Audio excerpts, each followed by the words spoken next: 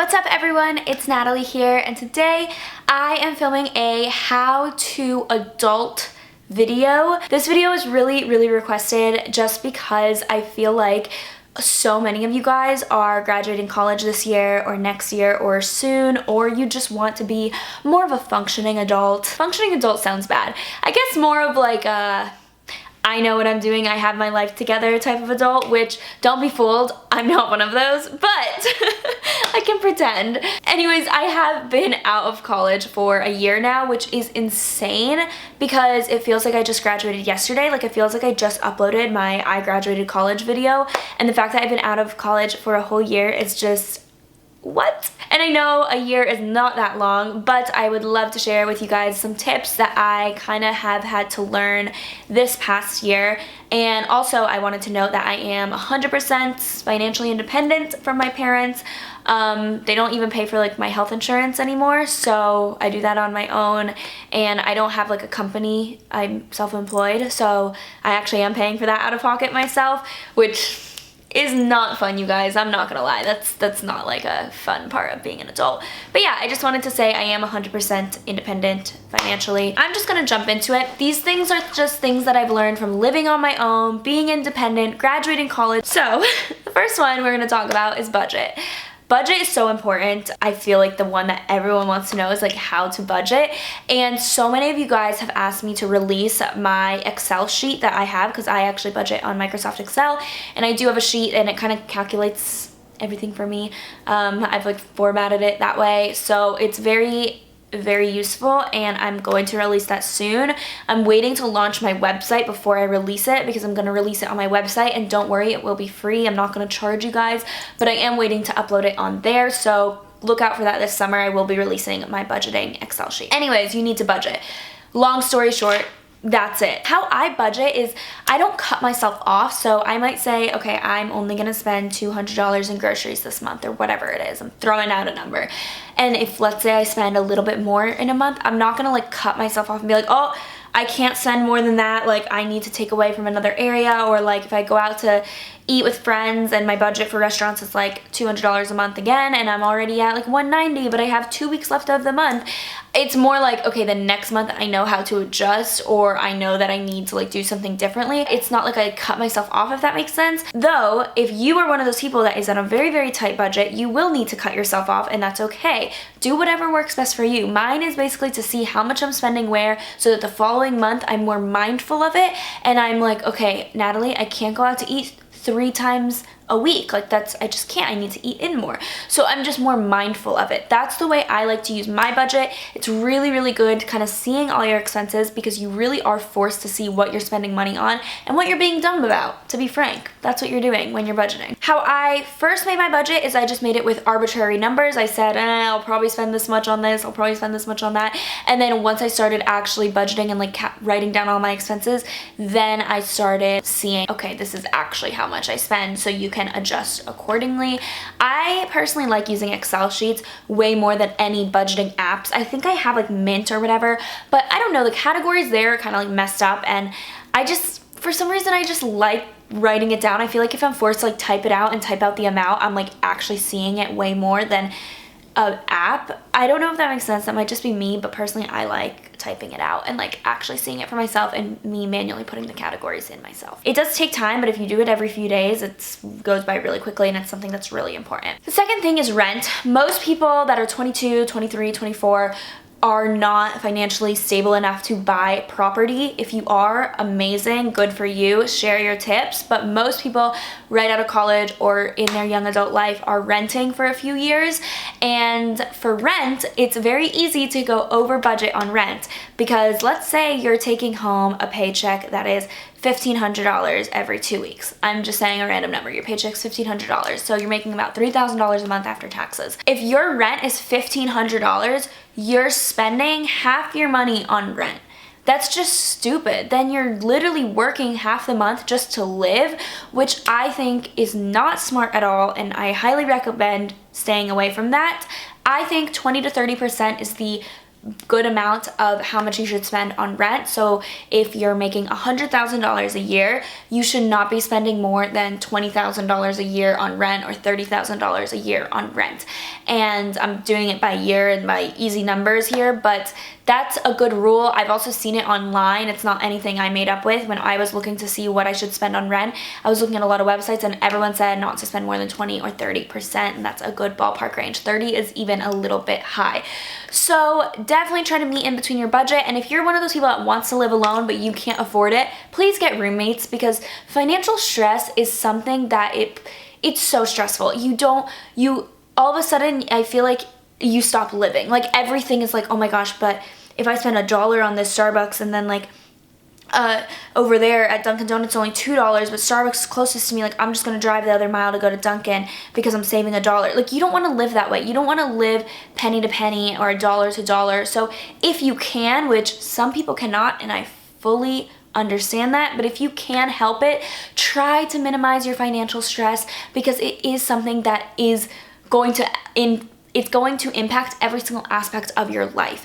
It's going to impact your social life. It's going to impact your mental health. It's not something that you want to do if you can avoid it. So spending money on rent is something that I think is something that you should try to minimize as much as possible. So find a roommate if you can, even if it's a random roommate. There's so many Facebook pages, but just try to not stress yourself out just to pay your rent, which is something that I am trying to tell myself when I moved to New York, because rent there is so expensive. I'm so lucky. I live in this apartment here in Charlotte. I live in a 2-bedroom apartment in Charlotte, North Carolina. My room is pretty big, if you guys have seen in my vlogs. The apartment itself is pretty big. We have really high ceilings. Each of us split is $835 a month. So it's pretty inexpensive compared to this place in New York would be like $2,000 for each of us, or like $3,000 for each of us. I have my own bathroom. So when I move to New York, I'm definitely going to have to adjust and figure out rent really, really quickly. Another thing you want to keep in mind when you are looking for an apartment though is the amenities. If you're someone who is going to get a gym membership, maybe look into an apartment that has a gym already to save costs on that. Things like that you might think of, because just your base rent cost is not all that you should be thinking of. You should be thinking of everything that's included with that. Is parking included with that? Or is the gym included with that? Or whatever else included. You want to look at amenities, because those definitely do make a difference in your price. Another thing is moving into an apartment. I feel like a lot of this is rent and like budgeting and stuff, but I feel like that's a big part of being an adult. Moving into an apartment is you're so excited to decorate your first place, and I was so excited to decorate. I was thrilled, but man, does that get so expensive. So every single furniture piece in my room is from Wayfair. Another thing is we just got our dining room table, and that is from Facebook Market. You should look on Craigslist. Try to find cheap ways to decorate. You don't want to spend $1,000 on a couch or $1,000 on a bed, because on your first home, you might change your style. You might move a lot, because people that are renting typically tend to move like year to year. It's not very long term when you're renting. So go cheap. Don't ball out on your first apartment's decorations. The next thing is food. Do not eat out that often, and I know that is so hard, and trust me, I was one of those people that never ever cooked, and now I eat out like only twice a week or 3 times a week max, and that's like meals, not full-on days, unless I have like visitors or something, or I'm with friends a lot. But if not, I cook. And how I like to cook is I like making dinner. I don't really like cooking for lunch, so I'll make a big dinner, and I'll make enough that has multiple servings. I don't really like meal prep or anything, but I make enough that has a lot of servings, put the leftovers, and eat those leftovers basically until they're done, and then cook again another dinner. And then I normally only have to cook like 2 or 3 dinners a week, and it pretty much keeps me for the whole week. And then in the mornings I always have like eggs and avocados and toast and things like that that are very easy to make, and I don't have to eat out. I also have a coffee maker. I have an espresso machine because I don't like the Keurig coffee. I think it's kind of gross, and I don't like plain coffee. I like lattes. I have an espresso machine, and it makes the best lattes. I buy oat milk from my grocery store, so I make oat milk lattes at home. I have one here right now.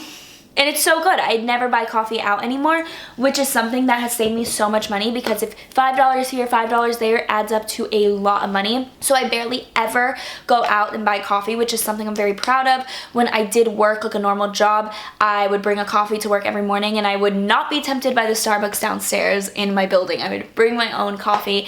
And if you guys are like me and love lattes, I highly recommend an espresso machine. I'll have mine linked down below so that you guys can find out which one I use. It has like a milk frother. It makes like legit lattes. So trying to save money on food is something that creeps up on you, and it definitely will save you a lot if you do save. The next thing is bills and credit, and I recommend getting a credit card, but I feel very hesitant saying that because some people don't know how to use a credit card and will completely ruin your credit. So don't take my advice if you're bad at that. Ask people in your life that know you if you should get a credit card. But for me personally, I enjoy having a credit card because one, it's building my credit from a young age, which is important. If you do want to rent one day or you do want to buy one day, they check out your credit, and it's really important to start building because when you're young, you don't have credit yet. So I have a credit card. I have an American Airlines credit card, so that I know that there's a lot of different like credit cards with different bonuses or perks or whatever. I personally like having an American Airlines one because I fly American Airlines the most because I live in Charlotte and most flights are American there, and it gives me a lot of points. And when I signed up for the credit card and spent a certain amount, it gave me 60,000 miles. So it was really beneficial for me because I was saving a lot in cost and travel, which is the most expensive part of my life, which is what I spend the most amount of money on for me is flights. So it was saving a lot of money for that, and I paid it off every single month, and I never ever spent more than I had in my bank account. Please don't do that. I don't, if you can help it, please. I mean, even if you can't, like, try not to spend more than you have. I know it's tempting because you're like, oh, I'll just pay it off next month. I'll just pay it off next month. Oh, well, I know I'm getting paid, so like, I'll just buy it now and like use my money that I'm getting paid for later. No, if you couldn't use your debit card on this, don't use your credit card on it, because that is how people get into debt, and debt is a very slippery slope. So try as hard as you can, if you can help it, not to go overboard on your credit card and not to spend what you don't have in that exact moment. Even if you're gonna get it later on, don't spend what you don't have, and pay it off every single month.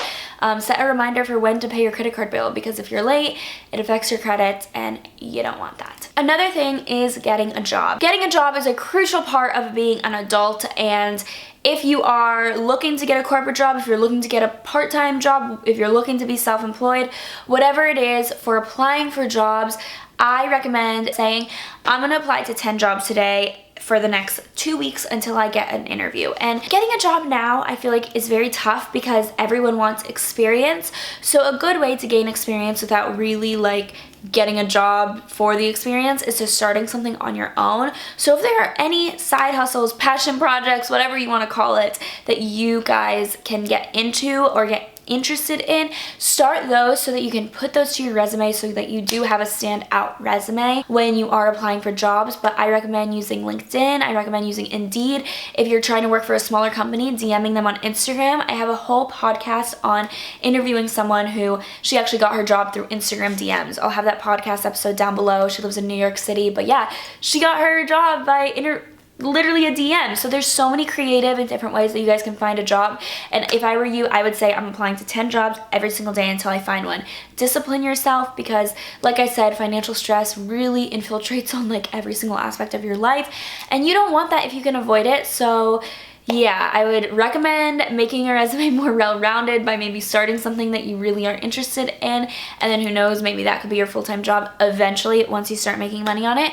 But if not, just really discipline yourself to applying to jobs and get creative. And listen to that podcast episode if you want to know more about that and like her whole like experience on finding a job, especially in New York City. Also, for a first job, it might not be your dream job, and I feel like people need to learn that, because your first job is really to get your foot in the door. We are not the generation of our parents where we stay at a job for 40 years.